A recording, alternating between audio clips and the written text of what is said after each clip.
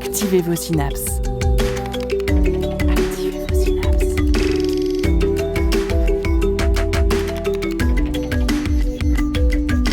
Poussez la porte du Labo des Savoirs et entrez dans un monde de science et d'expérience. C'est le Labo des Savoirs. Monter les escaliers, lancer une balle, attraper sa tasse de café ou tout simplement marcher, tout ceci fait partie d'une chorégraphie minutieuse coordonnée par notre cerveau. Un chef d'orchestre qui commande et dirige nos mouvements aussi bien au quotidien que lors de la pratique d'un sport. Quels sont les mécanismes squelettiques, musculaires et cérébraux qui nous permettent de nous mouvoir ou d'accomplir des exploits sportifs? Aujourd'hui, au Labo des Savoirs, on se demande comment bouge-t-on?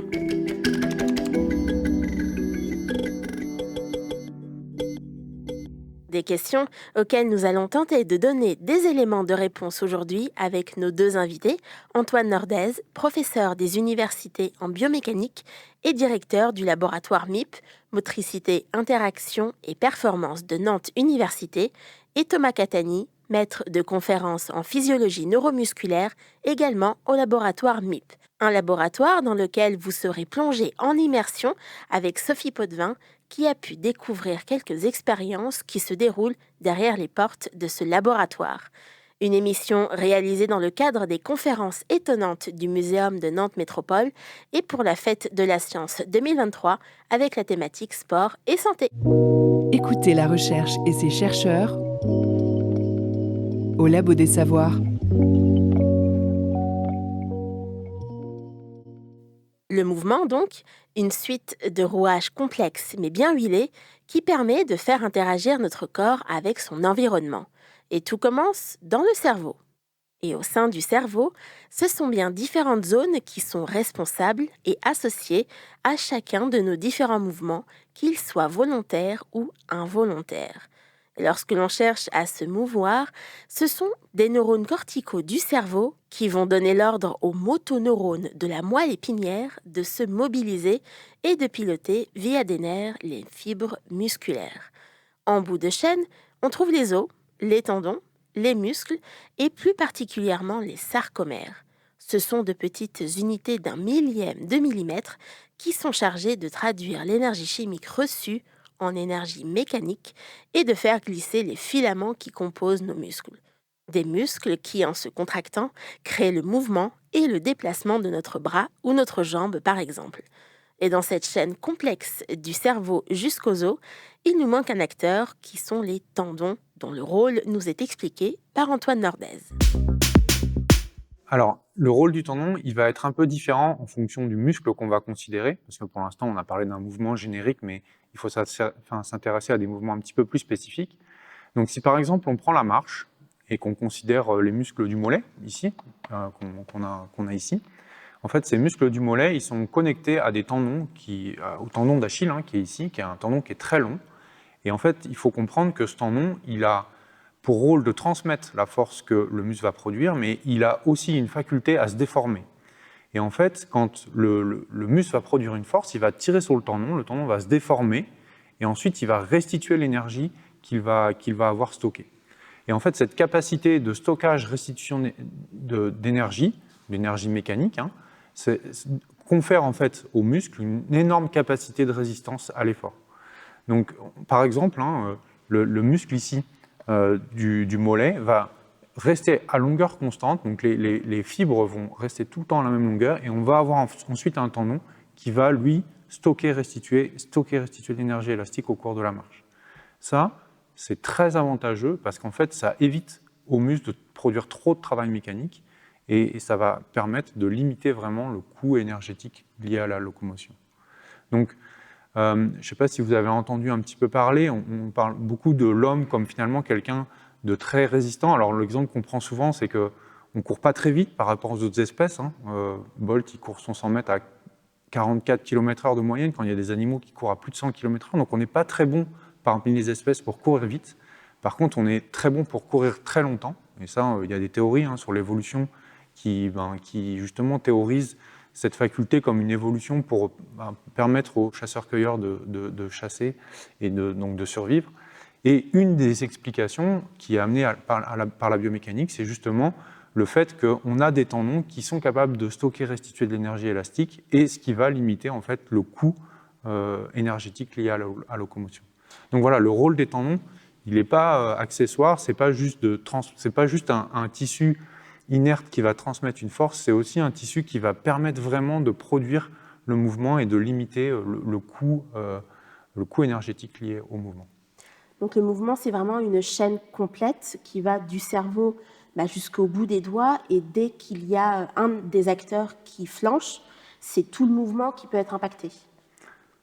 Exactement. Peut-être on peut commencer par les troubles plus neurologiques au niveau du cerveau. Oh, c'était déjà pour dire à quel point est-ce que ça pouvait être important. Et en effet, il y a beaucoup de choses qui se passent au niveau du cerveau. Thomas, vous l'avez expliqué.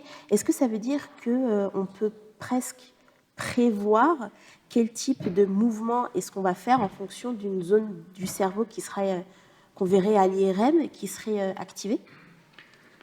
Alors, c'est complexe de répondre à ça parce que sur le fond, oui, mais sur la forme, non, parce qu'il y a une cartographie motrice, mais pas seulement cognitive, émotionnelle, etc. de notre cerveau. Il y a des neurones qui ont telle ou telle fonction, qui sont plus ou moins localisés en avant, en arrière, en profondeur, etc. par rapport à notre cerveau, plus ou moins latéralisés aussi, notre cerveau est latéralisé. Le fait est que si on prend deux individus, cette carte va être assez différente. On ne pourra pas la superposer totalement, même si on prend des sujets sains, de toute pathologie, donc selon les expériences de vie, selon ce qui est inné aussi, les populations de neurones qui vont activer telle ou telle zone du corps, par exemple, si on parle des muscles, vont être un peu différenciées en termes de localisation spatiale. Toutefois, on peut voir sur des gestes très marqués, comme par exemple la marche ou je sais pas, le fait de faire des allers-retours comme ça avec notre bras. Si on vous place toutes et tous là dans un scan, un IRM fonctionnel, selon vos activités électriques corticales, on est capable de savoir si les gens, par exemple, marchent, s'ils restent juste debout, etc., etc. Mais par contre, pour voir des choses beaucoup plus complexes que ça, il va déjà falloir que, par exemple, un logiciel, notre système, apprenne pour un individu ce qui se passe. Donc on lui demande de faire des gestes, il y a des gens qui font ce type d'études, par exemple marcher, faire un saut pendant qu'il marche, monter les genoux pendant qu'il marche, et on regarde comment les zones corticales s'activent.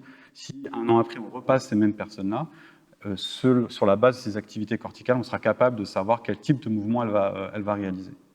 Donc une personne est capable de la suivre sur la base de ces signaux. Par contre, en comparant des gens, on a une variabilité interindividuelle et même intra-individuelle au cours de notre maturation puis de notre vieillissement, qui fait que tout ça est plastique, change et donc n'est pas égal au sein d'un même individu sur sa trajectoire de vie et n'est pas égal entre les individus. Mais il y a quand même des marqueurs, des biomarqueurs de certains mouvements. Et ce qui est intéressant, c'est que par exemple, si on imagine un mouvement, on va reproduire les activités corticales qu'on observe lors de la réalisation du mouvement. Et c'est la même chose, il y a des chercheurs chercheuses qui travaillent sur les rêves. Ils sont capables de savoir, selon les activités corticales, de quoi rêvent les gens. En tout cas, là, je parle vraiment de ce que je connais bien, l'aspect moteur. Je sais que c'est vrai pour d'autres choses comme les émotions, etc. Les mêmes neurones sont activés. Et est-ce que ce sont également les mêmes neurones qui sont activés suivant un mouvement qui est parfaitement voulu, par exemple attraper sa tasse de café, j'aime bien cet exemple, ou quand on fait appel à certains muscles de façon presque réflexe ou automatique, on peut penser au cœur. Est-ce que c'est les mêmes zones, est-ce que c'est le même fonctionnement suivant qu'on ait besoin de faire bouger notre énorme muscle qui est le cœur ou qu'on essaie d'attraper le café? Alors le cœur, il n'a pas besoin déjà de commande volontaire du cerveau pour s'activer, mais si on prend par exemple n'importe quel muscle, le biceps, mes mollets, on parlait des mollets tout à l'heure, les mollets peuvent s'activer de façon volontaire. Donc là, je vous parlais des fameuses aires motrices tout à l'heure qui permettent d'activer tel ou tel muscle. Par exemple le mollet, là, qui se situe à peu près ici, sur mon scalp.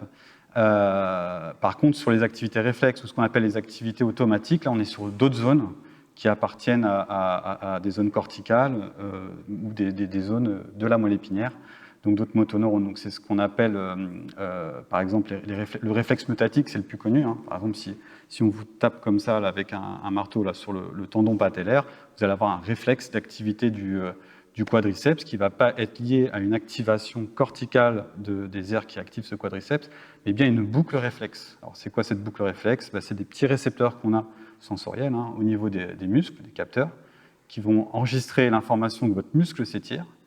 Et notre réponse physiologique pour limiter cet étirement, c'est cette boucle réflexe qui va passer par la moelle épinière et qui va réactiver le muscle étiré. C'est ce qui fait que, par exemple, si je vous pousse, vous allez vite réagir au déséquilibre et ne pas tomber, parce que des réflexes des fléchisseurs plantaires, par exemple, qui vont être étirés quand je vais vous pousser, vont répondre par voie réflexe et vont réactiver des motoneurones qui vont permettre de ne pas tomber, donc réactiver les muscles. Ça veut dire qu'on a vraiment en nous des réflexes qui font que il y a une coordination globale de tous ces acteurs dont on vient de parler, des tendons, des muscles, du cerveau, qui fait qu'on tient à peu près debout et qu'on essaie de rester planté sur ses deux pieds, par exemple. Oui, qui sont gérés par d'autres faisceaux que le faisceau pyramidal dont je vous ai parlé tout à l'heure, et ce qu'on appelle des faisceaux extra-pyramidaux qui proviennent d'autres zones du cerveau, du tronc cérébral, du cervelet, par exemple, quand on parle de posture, qui permettent aussi de réguler l'activité du mouvement, son caractère lisse au mouvement. Et puis après, vous avez évoqué tout ce qui est activité automatique, c'est ce qu'on appelle donc les réponses automatiques qu'on connaît très bien chez les enfants. Par exemple, si on prend un bébé, qu'on le met debout pendant les premiers jours et premiers mois de sa vie, il va déclencher un pattern de marche. Pourtant, il n'a pas appris à marcher, le bébé, c'est juste des automatismes, on va dire, reptiliens, ancestraux, qui proviennent de très très longtemps, quand l'homme était une sorte de souris, qui fait qu'on a toujours cet automatisme de marcher. Il y a des espèces dans le monde animal, dès qu'elles naissent, elles marchent. Chez l'humain, on n'a pas ça. On a des automatismes qui existent, c'est l'exemple du bébé, mais qui ne sont quand même pas très développés. Mais en tout cas, on les a. Donc, on sait que chez l'homme, il y a cet automatisme de la marche existe en tout cas, même s'il n'est pas très développé. Mais chez les bébés, il est marquant. Pareil pour le réflexe du nageur aussi, d'ailleurs, du bébé qui nage. Le réflexe du nageur, du bébé le bébé qui nage naturellement quand on le met dans l'eau, qui coupe sa respiration. Donc, il y a une part d'acquis et une part d'inné dans le mouvement ? Ça, c'est une autre question. Oui, il y a une part d'acquis d'inné parce que on est tous capables tout être humain, même ceux qui ont des graves pathologies, est capable de se mouvoir. Et évidemment, donc, pendant la maturation, tout ça va évoluer. Donc, pendant le vieillissement, ça va évoluer aussi. Et évidemment, l'entraînement, l'apprentissage moteur peut entraîner telle ou telle zone du cerveau et donc développer la coordination. On sait que les aires de représentation corticale, par exemple, des muscles de la main chez les pianistes, est beaucoup plus développée que chez des non-pianistes. C'est-à-dire qu'ils ont plus de neurones qui sont capables d'activer des petits muscles. Et c'est moins le cas donc, chez les gens qui ne sont pas experts. Donc, c'est pareil pour le geste sportif, etc. Et ce qu'on sait aussi, ce qui est intéressant, c'est que plus cet apprentissage il arrive tôt dans les phases de maturation, donc plus on est petit, plus cela va être marquant pour notre cerveau. Ça veut dire qu'on arrive vraiment à voir des différences entre des groupes, par exemple, de personnes qui ne pratiquent pas d'activité sportive de façon régulière et qui n'activent pas peut-être certaines zones du cerveau pour certains mouvements très précis, que des sportifs entraînés quotidiennement à plus haut niveau ? C'est très différent. Donc, ce qu'on sait très bien, c'est que ce n'est pas qu'une histoire de taille et de quantité, c'est une histoire aussi de communication. Nos neurones communiquent et évidemment, quand on apprend à répéter le même geste depuis la tendre enfance, on développe aussi des réseaux, des connexions. C'est ce qu'on appelle la matière blanche qu'on a dans la moelle épinière, dans le cerveau. Et donc, ce sont des circuits qui permettent de connecter les différentes zones motrices entre elles, et les différents muscles entre eux, par exemple, mais aussi des zones sensorielles, par exemple, avec les zones motrices, et puis réciproquement aussi. Donc tout ça, oui, se développe. Il y a une partie qui est évidemment innée dans tout ça. Il y a des gens qui sont nés pour avoir une bonne motricité, d'autres un peu moins. Mais par contre, l'apprentissage moteur, dès le plus jeune âge, mais même au plus vieil âge, existe. Et ça, c'est des études qui ont été montrées, même chez des centenaires. On peut apprendre des mouvements complexes. Ça veut dire qu'on n'est pas tous nés, tous et toutes nés égaux face au mouvement, face à l'apprentissage. Je veux dire, il y en a qui sont plus doués que d'autres dès la naissance ? Alors, je ne vais pas parler de ce que je ne connais pas trop, mais je connais un petit peu, c'est qu'il y a des gènes qui codent tout ça. Donc, il y a des gènes qui codent, par exemple, la vitesse du mouvement. Il y a des gènes qui codent la coordination. Donc, on sait que des gens qui vont avoir telle ou telle expression génétique ou pas, vont avoir des caractéristiques neurologiques qui vont être favorables à leur motricité. De même qu'il y a les mêmes choses pour la cognition, etc. Et c'est la même chose pour le muscle. Il y a des gens qui vont naître avec des muscles. Il y a ce qu'on appelle le gène de la vitesse, qui font que des personnes vont avoir des gènes qui vont favoriser une typologie de muscles qui se contractent rapidement. Ceux qui ne l'ont pas n'ont pas cette typologie. Et on trouve que chez les athlètes forts en sprint, il y a une expression forte de gènes, justement. Et ça se trouve dans le muscle. Ça se trouve dans le muscle, c'est mais au niveau là du aussi muscle. pour le cerveau, pour certaines caractéristiques. Donc, on peut trouver vraiment des facteurs génétiques qui vont vraiment favoriser les personnes qui veulent être des athlètes à plus haut niveau. Favoriser, c'est vraiment le bon terme. Ouais. C'est-à-dire que c'est un facteur, mais c'est pas le seul. C'est-à-dire apprendre un geste très complexe d'un geste sportif, par exemple, ça se travaille au quotidien, ça s'améliore au quotidien, et donc il ne faut pas penser que c'est que inné, quoi. Il y a vraiment une part d'apprentissage qui est très importante, qui peut aller très loin, et qui est difficile à prédire. C'est-à-dire que je ne pense pas qu'aujourd'hui on puisse dire à partir d'une analyse génétique, lui, il va plafonner à tel niveau. On n'en est pas du tout là, je pense, par rapport à ce que tu disais tout à l'heure. Non. Et est-ce qu'on peut, dès lors, notamment pour ces athlètes ou pour des personnes, des pianistes dont vous parliez un peu plus tôt, des personnes dont on a besoin d'un geste très précis, on peut aussi penser aux chirurgiens ou aux chirurgiennes, est-ce qu'on peut optimiser ce mouvement? Est-ce qu'on peut vraiment le réduire à sa plus simple expression, à sa plus simple pureté? Ça, c'est ce dont je vous parlais tout à l'heure sur l'apprentissage moteur. Évidemment, il y a une plasticité cérébrale qui est énorme, en fait, plus en termes de population de neurones et en termes de connectique entre les neurones. Donc tout ça s'apprend et ça peut mettre beaucoup de temps. Un vieux chirurgien de 50 ans, contrairement à ce qu'on peut penser, peut avoir un geste meilleur que des plus jeunes. Et nous, notre laboratoire travaille justement avec des chirurgiens et c'est l'observation qu'ils font et c'est ce qui est documenté dans la science, c'est que les chirurgiens les plus âgés ont un geste, on va dire, plus minimaliste que les plus jeunes, qui ont des gestes plus amples et moins précis. Et il y a des sportifs qui sont complètement obsédés, alors ça dépend des sports, hein, mais qui sont vraiment obsédés par le geste et par la perfection du geste et qui, au bout de 20 ou 30 ans de pratique, continuent à travailler sur l'optimisation du geste en lui-même. Donc c'est toujours quelque chose qui s'améliore et que les sportifs continuent tout le temps d'améliorer, quoi. Mais avant d'optimiser, de chercher à optimiser le mouvement, il faut pouvoir l'observer, il faut pouvoir l'étudier. Et vous pourrez me dire, il suffit de regarder avec ses propres yeux ces gestes du chirurgien ou le footballeur qui tape dans son ballon. Mais en science, on a besoin de données. Et récupérer des données scientifiques pour caractériser le mouvement, ça se passe notamment dans les laboratoires de recherche. Et ça tombe bien, car Sophie Potvin a poussé les portes du laboratoire MIP et rencontré ses scientifiques et ingénieurs. Vous pouvez citer des exemples de matériel que vous avez ici et dont vous vous occupez ? Oui, donc ça va être les systèmes électromyographiques, donc ceux qui permettent de mesurer du coup l'activité électrique des muscles. Ça va être les échographes.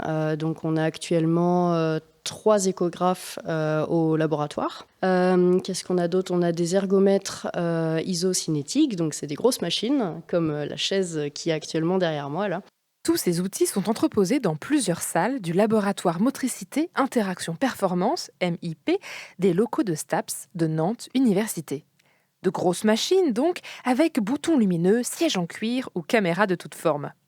Nous sommes justement présents ici aujourd'hui pour assister à des expériences scientifiques permettant d'analyser et de caractériser les mouvements de notre corps grâce à cette technologie.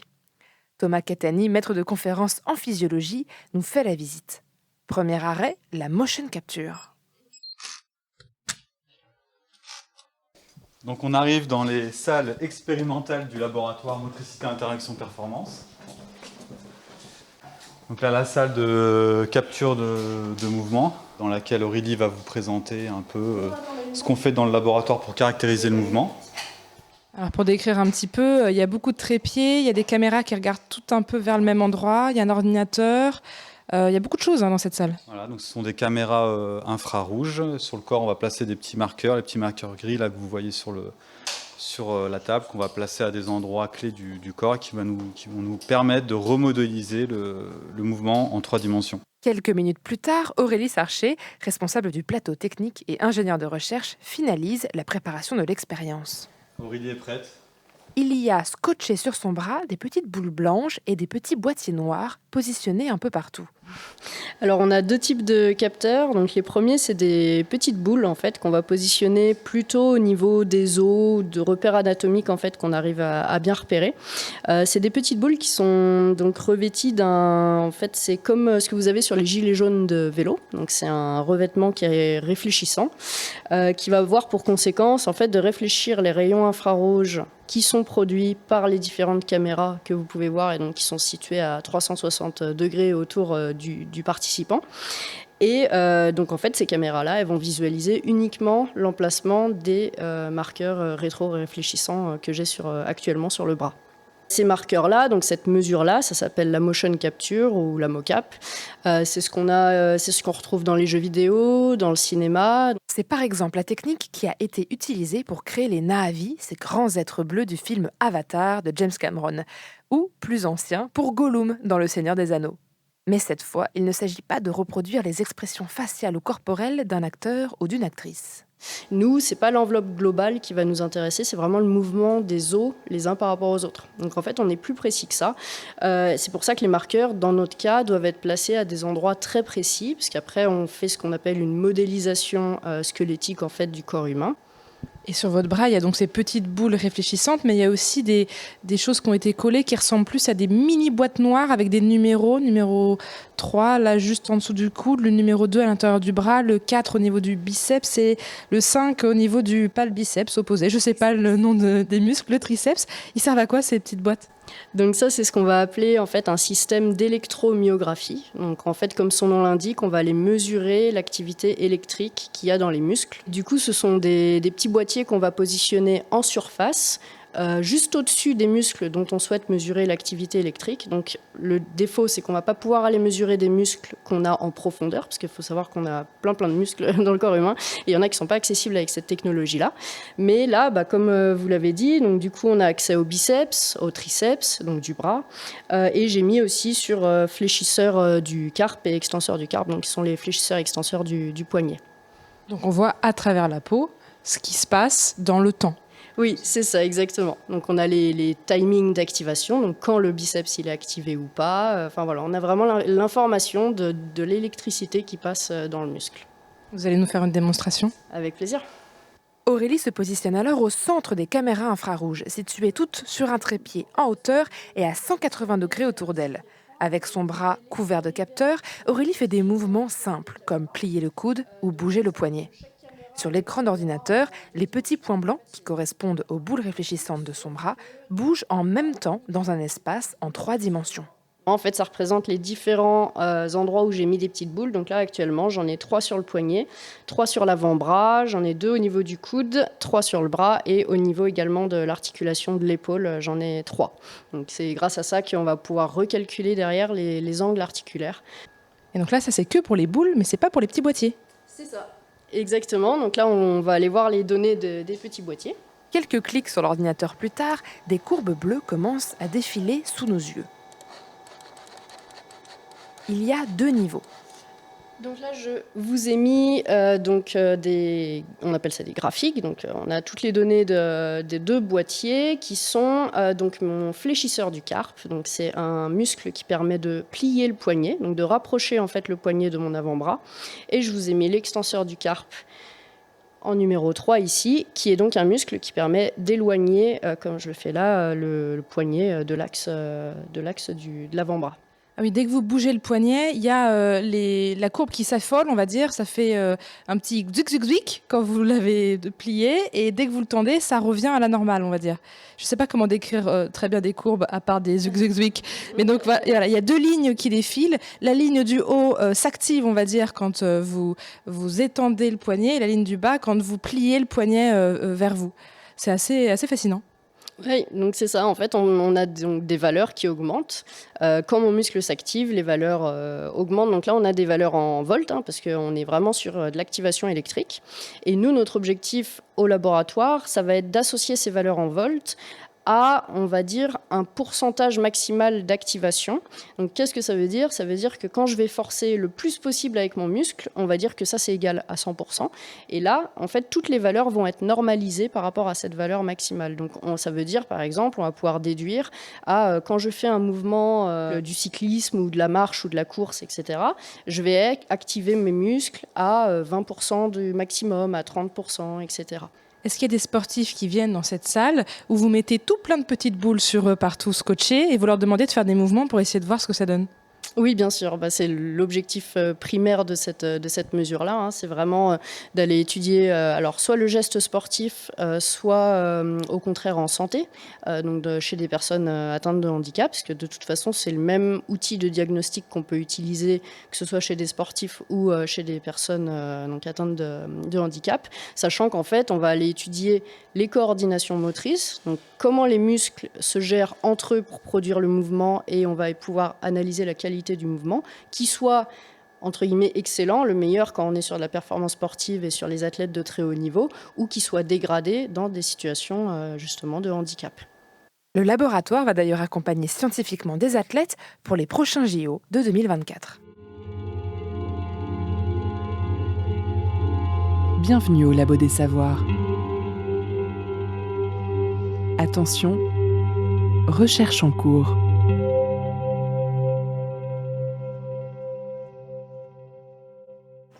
C'était un reportage que nous avions eu l'occasion de faire au sein du laboratoire MIP.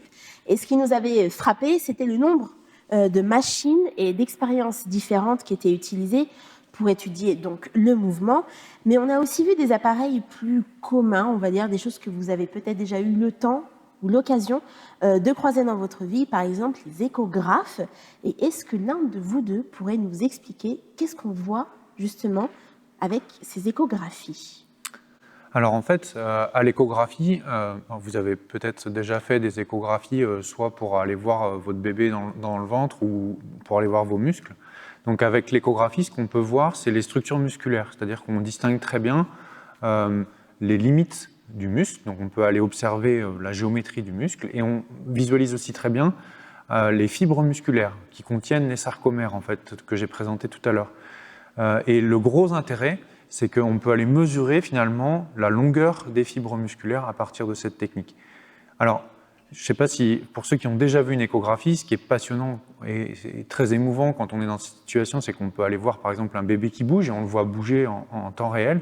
Et nous, ce qui nous intéresse, c'est d'aller voir les muscles bouger. Et on mesure finalement la manière dont les muscles bougent et la manière dont ils se contractent. Et c'est ça qui nous intéresse beaucoup avec cette technique, c'est finalement de pouvoir voir en temps réel quasiment, enfin en temps réel même, le muscle bouger et se contracter.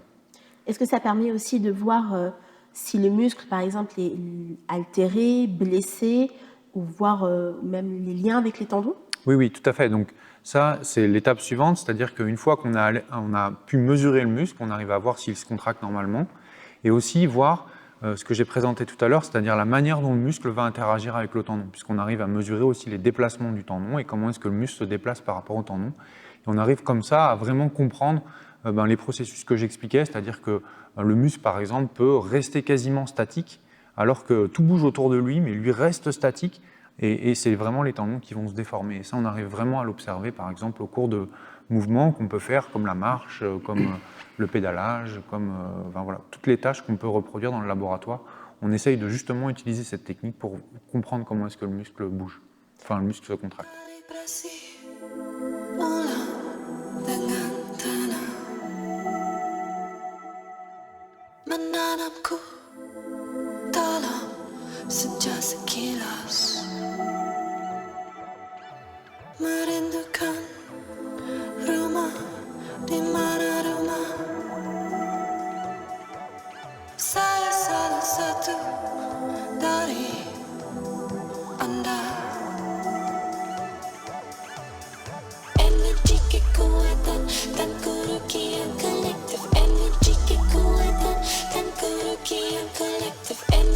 Kekuatan dan kerugian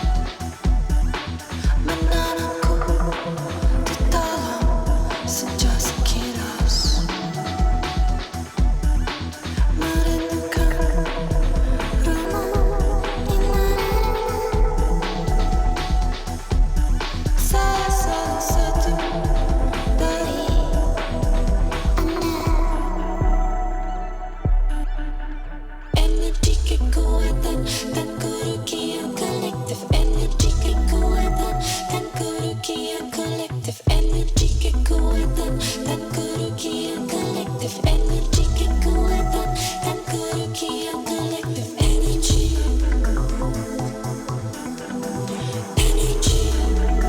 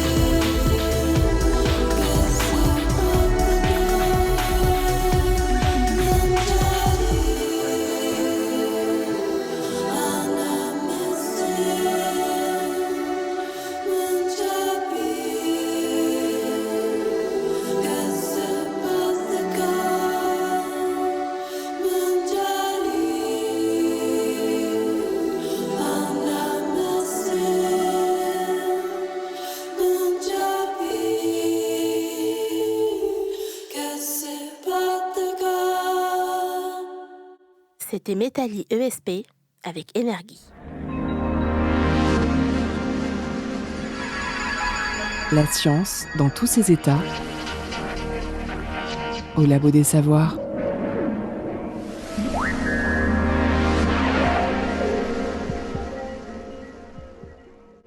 Alors, on voit avec les échographies comment les muscles se contractent. On a des outils de motion capture pour vraiment voir le mouvement en 3D. Donc, ce sont des outils que vous utilisez au laboratoire et dans lesquels des athlètes viennent parfois pour observer leurs propres gestes sous toutes les coutures. Donc, comment est-ce qu'au sein du laboratoire, vous accompagnez justement ces athlètes, ces sportives et ces sportifs, parfois même qui s'entraînent pour les Jeux Olympiques de 2024 ? Alors, il y a plusieurs niveaux sur lesquels on peut intervenir.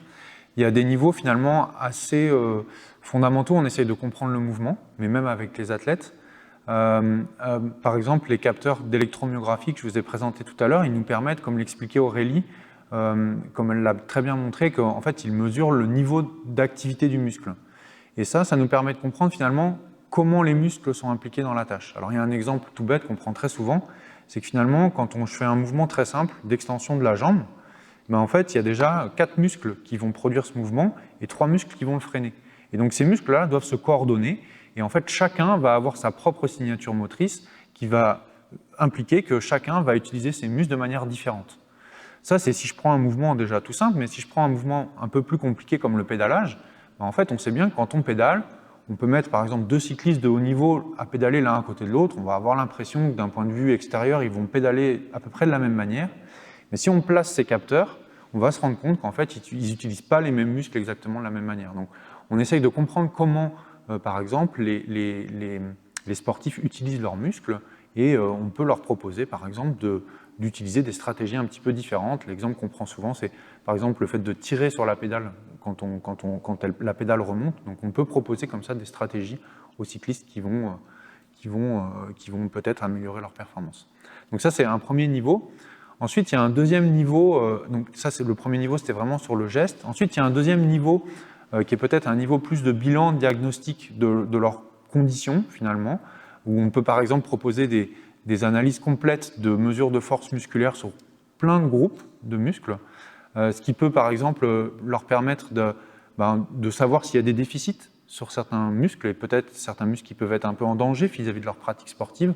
Donc on travaille par exemple comme ça en collaboration avec l'INSEP et les athlètes français pour faire des bilans pour prévenir les risques de blessures en athlétisme. Vous savez qu'en course à pied, il y a beaucoup de sportifs qui se blessent, qui ont des blessures musculaires Et ça peut être en partie dû à des déficits musculaires qu'on essaye de mieux comprendre et de mieux analyser pour leur proposer ensuite des protocoles d'entraînement. Donc ça peut être aussi sur ces aspects de prévention. Et pour les athlètes qui ne sont pas forcément passés par votre laboratoire en amont et qui se sont peut-être mal préparés, parfois il y a le risque de blessure et la blessure qui survient. Est-ce qu'il y a des protocoles que vous essayez de tester ou de mettre en place pour la rééducation des sportifs? Tout à fait. Donc on travaille aussi sur ces aspects-là en collaboration avec des médecins, en collaboration avec des kinésithérapeutes, où en fait on travaille à l'optimisation finalement des protocoles de rééducation. Et en fait, nos recherches aboutissent à une optimisation ou une amélioration des processus de rééducation. Je peux prendre un exemple. Vous savez, quand on a une entorse du genou, on peut devoir se faire opérer du ligament croisé antérieur. Et là, on a un doctorant qui travaille sur finalement faire du renforcement musculaire et de l'entraînement avant l'opération. Donc l'idée, c'est simplement que le patient arrive dans un état meilleur au moment de l'opération pour ensuite récupérer plus vite. Alors on ne sait pas si ça va marcher, hein, c'est un peu le pari qu'on fait mais dans cette thèse, mais on émet l'hypothèse que si le patient arrive en meilleur état au moment de l'opération, il va récupérer ensuite plus vite. Donc ça, c'est notre hypothèse. Vous faites l'hypothèse que peut-être que les muscles seront déjà un peu en meilleure santé ou entraînés pour mieux récupérer? Tout à fait.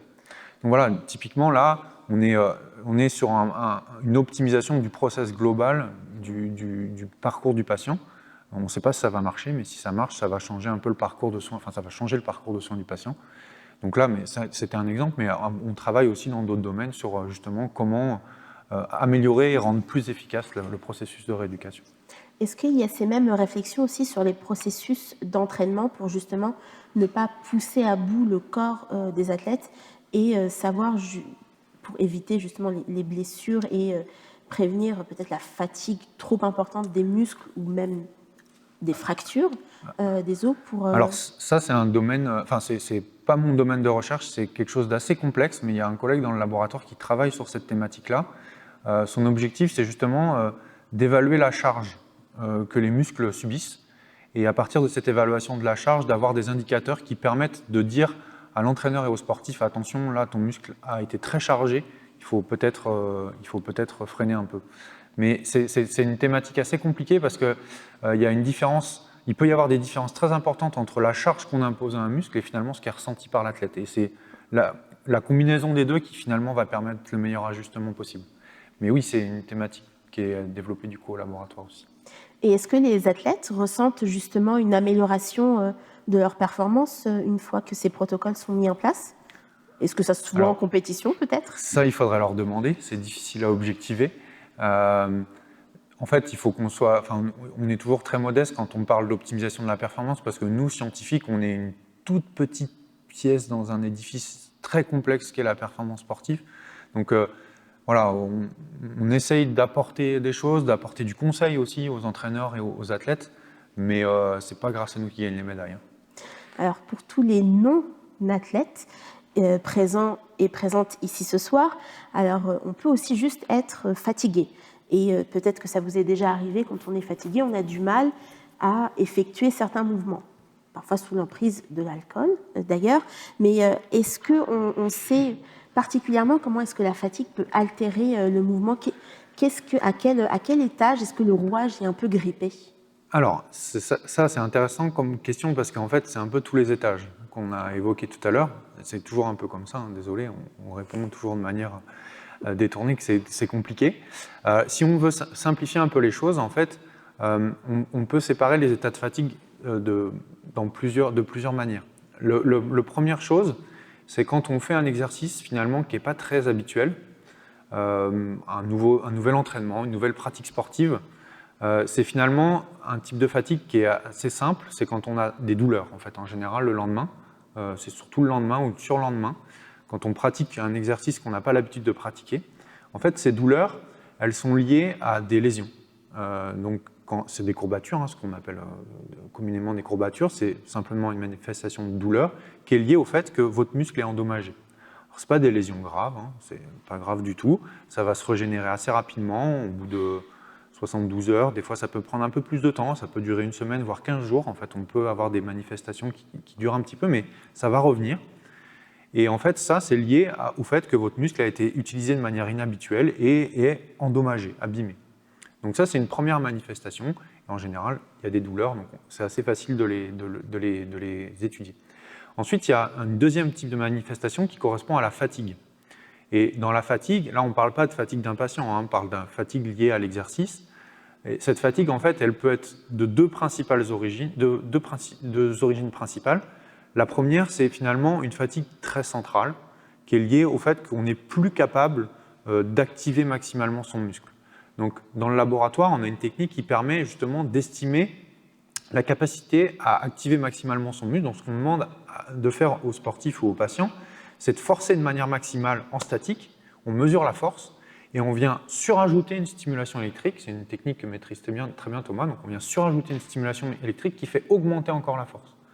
Donc, en fait, on augmente la force maximale qu'est capable de produire la personne. Donc, en fait, grâce à ça, on mesure un incrément de force qui correspond à une augmentation de la force par rapport au maximum qu'il est capable de produire. Et quand on fait ça en conditions de fatigue, on se rend compte que cet incrément de force est plus grand quand on est fatigué.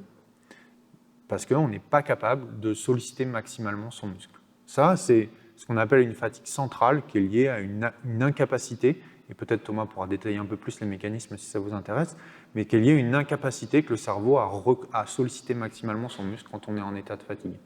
Ça, c'est la première chose. Et puis la deuxième chose, c'est que le muscle a aussi des déficits locaux. Donc cette fois-ci, c'est ce qu'on appelle la fatigue périphérique.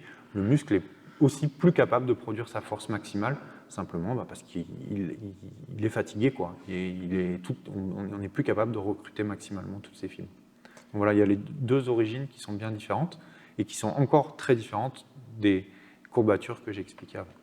Donc ça se passe vraiment au niveau du muscle. Et quand la fatigue, même purement mentale, on va dire, ou qu'on a une altération de son état mental, est-ce qu'on voit aussi le mouvement qui peut être altéré ? Thomas ? Oui.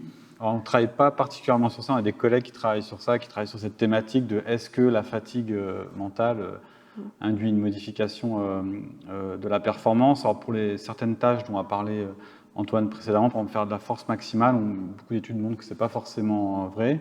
Et par exemple, sur des tâches d'endurance qui impliquent aussi le fait d'avoir une fatigue corticale, fatigue mentale, on sait qu'il y a un effet. Donc, par exemple, il y a un paradigme expérimental qui est fait, et de mettre des gens derrière un ordinateur, et avec par exemple, quand il y a une flèche qui indique à droite, ils doivent appuyer à gauche, qu'ils doivent appuyer à droite. Quand c'est à droite, ils doivent appuyer à gauche. Puis ils font ça pendant 1 heure. Puis à la fin, ils n'en peuvent plus. Puis après, on leur demande de courir pendant quelques minutes.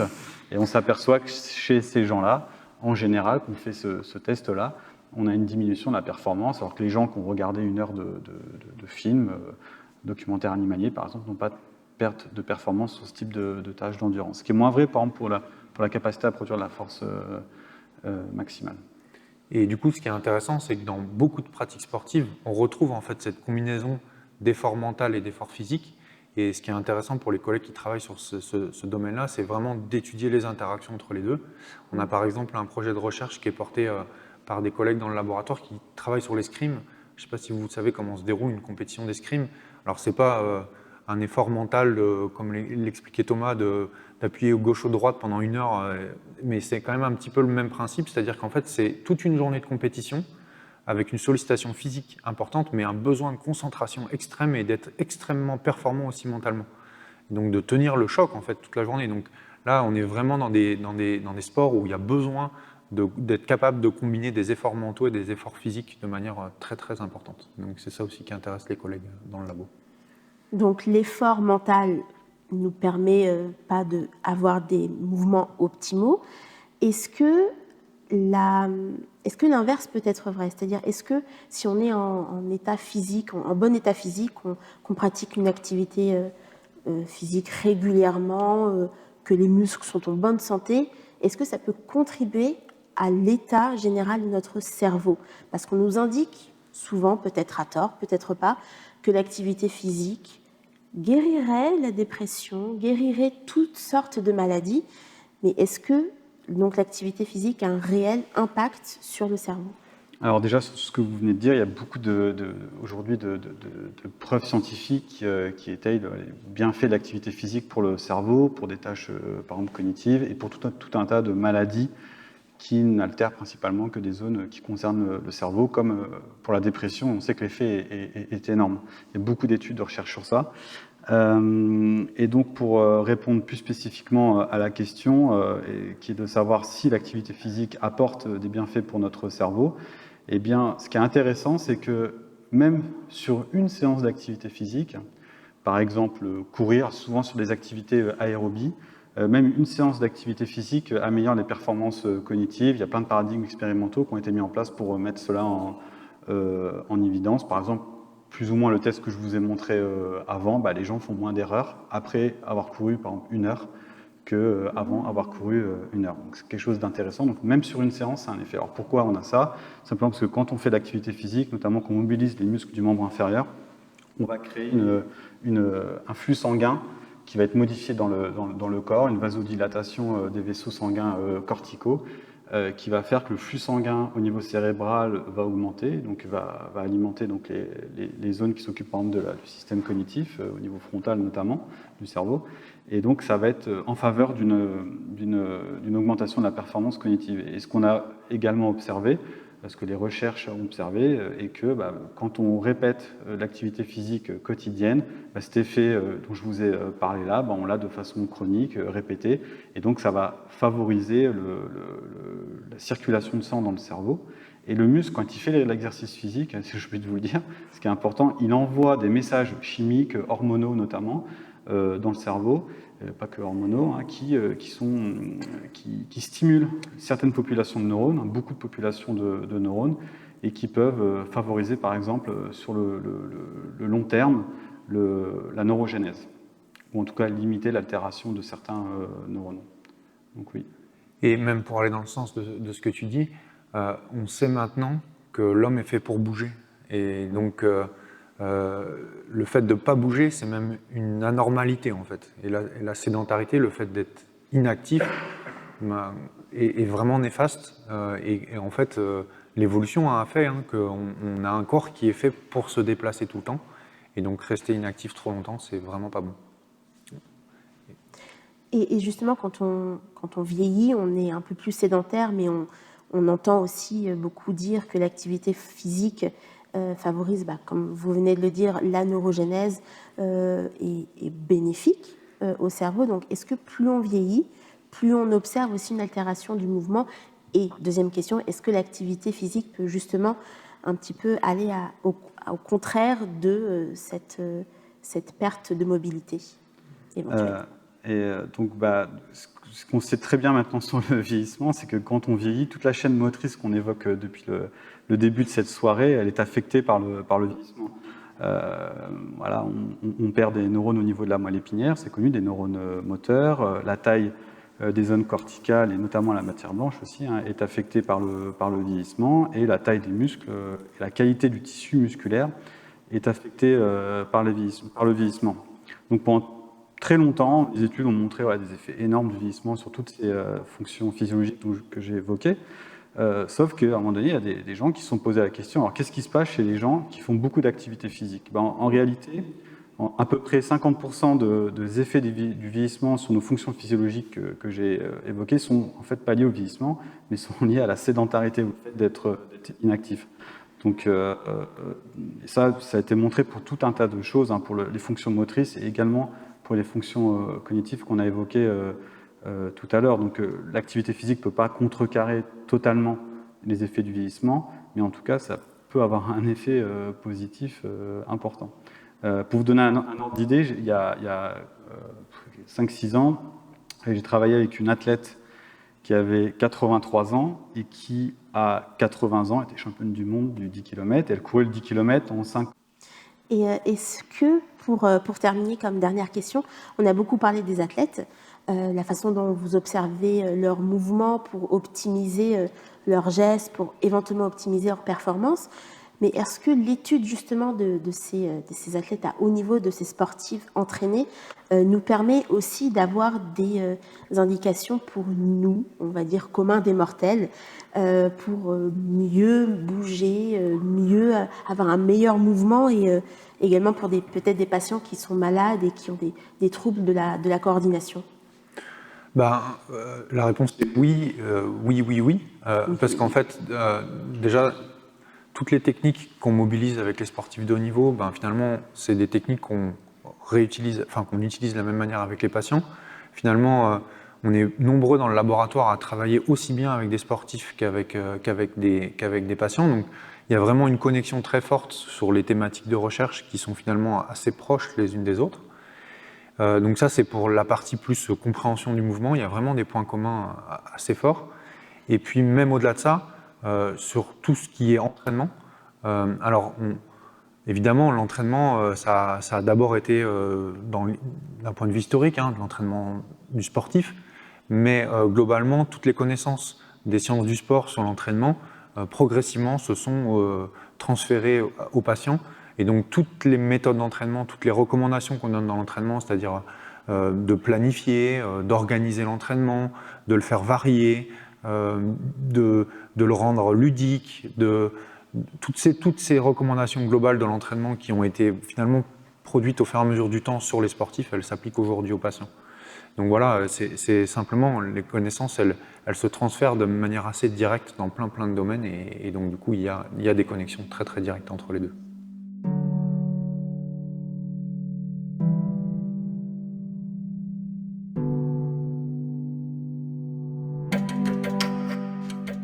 C'est la fin de cette émission avec nos invités Antoine Nordez et Thomas Catani, que nous remercions. Une émission enregistrée au Muséum de Nantes Métropole pour la Fête de la Science 2023.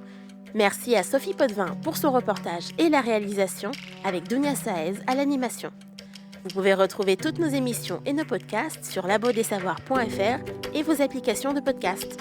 Suivez nos réseaux sociaux pour nos actualités et à la semaine prochaine pour une nouvelle émission.